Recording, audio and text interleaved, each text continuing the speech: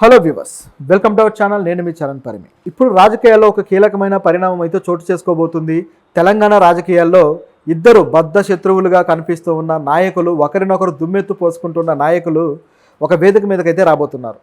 So వస్తే వాళ్ళ ఇద్దరి రియాక్షన్ ఎలా ఉండబోతుంది, రాజకీయంగా ఇప్పటిదాకా కత్తులు చూసుకున్న వాళ్ళ మధ్య షేక్ హ్యాండ్స్ ఉంటాయా, ఆలింగనాలు ఉంటాయా అని చెప్పేసి ఒక విధమైన ఇంట్రెస్టింగ్ సిచ్యుయేషన్ అయితే క్రియేట్ అయింది. సో ఎవరు ఆ ఇద్దరు నాయకులు అంటే, తెలంగాణలో రెండు పార్టీలకి కీలక నాయకులుగా ఉన్న నాయకులు. సో ఒకటి వచ్చేసి కాంగ్రెస్ పార్టీ నుంచి సీఎం రేవంత్ రెడ్డి గారు, అలాగే బీఆర్ఎస్ నుంచి కేటీఆర్ గారు. వీళ్ళిద్దరూ ఇప్పుడు ఒక వేదిక మీద కలవబోతున్నారు. సో వాళ్ళిద్దరి మధ్య వైరం పార్టీల పరంగానే కాకుండా వ్యక్తిగత దూషణలు చేసే స్థాయికి కూడా వెళ్ళిపోయింది. ఎలక్షన్స్ టైంలో చూసుకుంటే వాళ్ళిద్దరూ ఏ స్థాయిలో దూషించుకున్నారంటే, ఇప్పుడు ఎందుకు ఈ కలయికి ప్రాధాన్యత వచ్చిందంటే వాళ్ళ దూషణలు ఆ స్థాయిలో ఉన్నాయి కాబట్టి. గతంలో రేవంత్ రెడ్డి గారిని వాడు వీడు అంటూ సంబోధిస్తూ కూడా మాట్లాడారు బీఆర్ఎస్ నాయకులు కేటీఆర్. సో ఆ స్థాయికి మాట్లాడేసరికి రేవంత్ రెడ్డి కూడా ఫైర్ అయిపోయాడు. కేటీఆర్ నాకు ఒక బచ్చాగాడితో సమానం. సో నేను కాలేజీ చదువుకునే రోజుల్లో పిల్ల బచ్చా నిక్కర్లు వేసుకొని తిరిగాడు. నేను రాజకీయాల్లోకి వచ్చినప్పుడు అతను అనుభవం ఎంత, అతనికి ఉండే వయసు ఎంత, విలువ ఎంత అని చెప్పేసి రకరకాలుగా రేవంత్ రెడ్డి కూడా కేటీఆర్ మీద రెచ్చిపోయారు.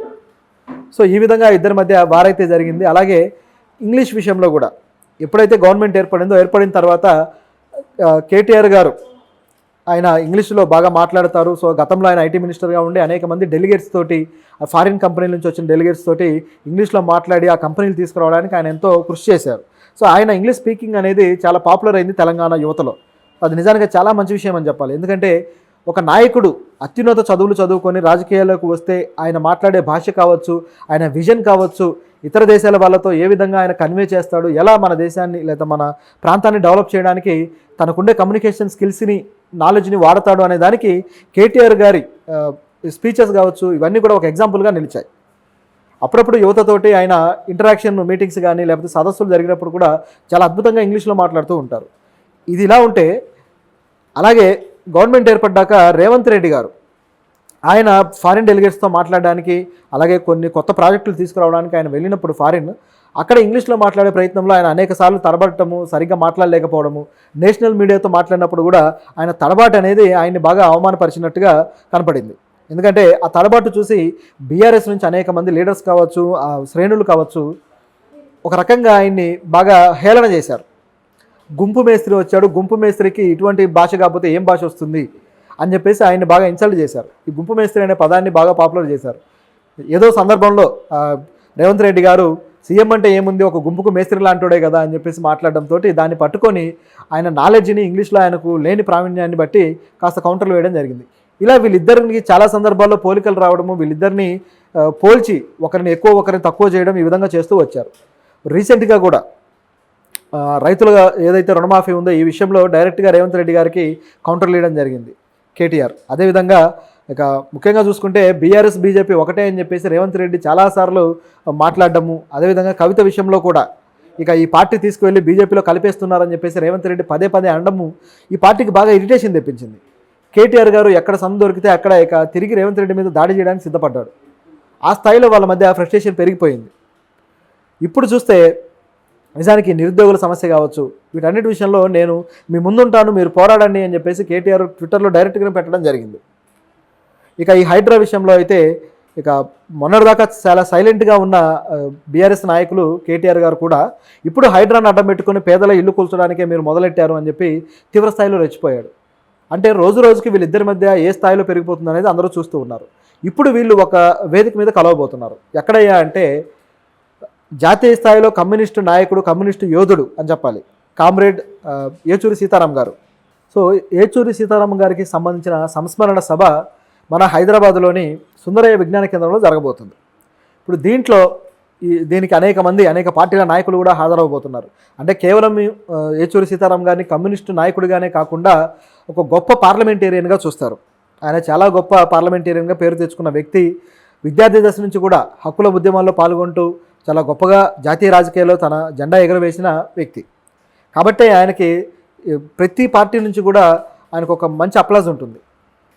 అన్ని పార్టీల వాళ్ళు ఆయన రాజకీయాల్లో ఆయన ప్రస్థానాన్ని కావచ్చు, లేకపోతే ఆయన స్పీచ్లను కూడా గౌరవిస్తూ వస్తారు.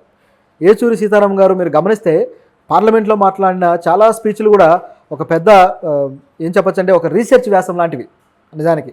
ఎందుకంటే అంత ఇన్ఫర్మేషన్ ఉంటుంది ఆయన స్పీచ్ల్లో.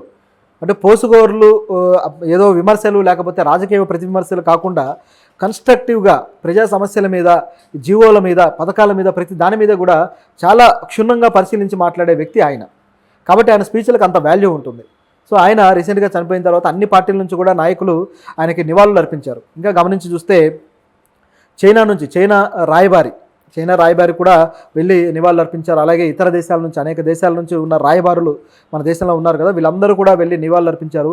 ముఖ్యంగా ప్రపంచ దేశాల్లో కమ్యూనిస్టు ప్రభుత్వాలు ఎక్కడైతే ఉన్నాయో ఆ ప్రభుత్వాలన్నిటితోటి ఈయనకు మంచి సంబంధాలు ఉన్నాయి. సో ఆ ప్రభుత్వాల రాయబారులందరూ కూడా వచ్చి ఆయనకు ఆ రోజు ఢిల్లీలో నివాళులు అర్పించడం జరిగింది. సో అది ఆయనకున్న స్థాయి, ఆయనకున్న ఖ్యాతి.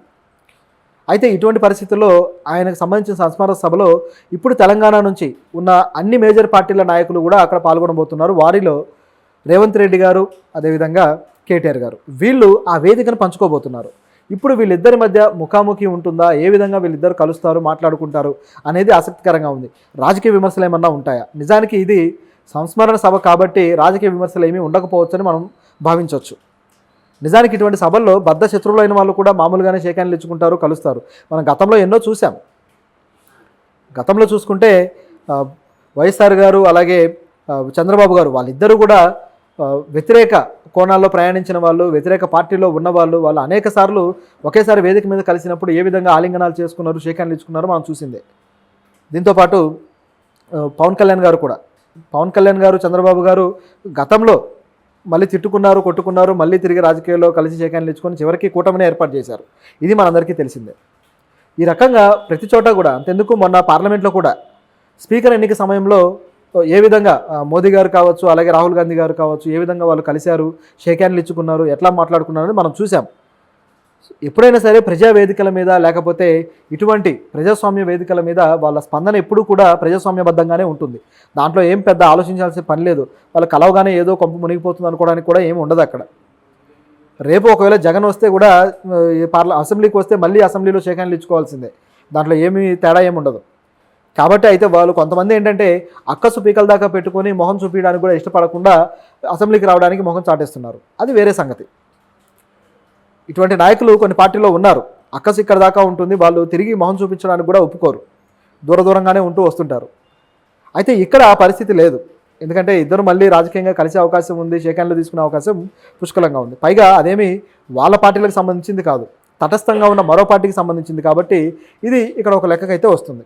అయితే ఇందులో కూడా మనం గమనించాల్సింది ఏంటంటే ఈ పొత్తులో భాగంగా ఆల్రెడీ కమ్యూనిస్ట్ పార్టీ ఖమ్మంలో ఒక సీట్ అయితే గెలుచుకోవడం జరిగింది. కాబట్టి కాంగ్రెస్ పార్టీకి కాస్త దగ్గరతనం అనేది ఉంటుంది అని మనం చెప్పక తప్పదు. చారిత్రకంగా కూడా చూసుకుంటే కాంగ్రెస్ పార్టీకి అనేక సార్లు పొత్తులో భాగంగా కమ్యూనిస్ట్ పార్టీలు రెండూ కూడా, సిపిఎం సిపిఐ రెండూ కూడా అనేక సందర్భాల్లో కలవడము, అక్కడ సీట్లు గెలవడం కూడా జరుగుతూ వచ్చింది, వాళ్ళకు ఏవైతే కేటాయింపులు చేశారో అవి. కాబట్టి ఇక్కడ గమనించి చూస్తే ఇది పెద్ద వివాదాస్పదంగా ఏం మారే అవకాశం లేదు. కాకపోతే వాళ్ళు అక్కడ ఏమైనా మాట్లాడితే వివాదాస్పదం అయ్యే అవకాశం ఉంది. సో ఏం మాట్లాడతారనేది ఇప్పుడు ఆసక్తికరంగా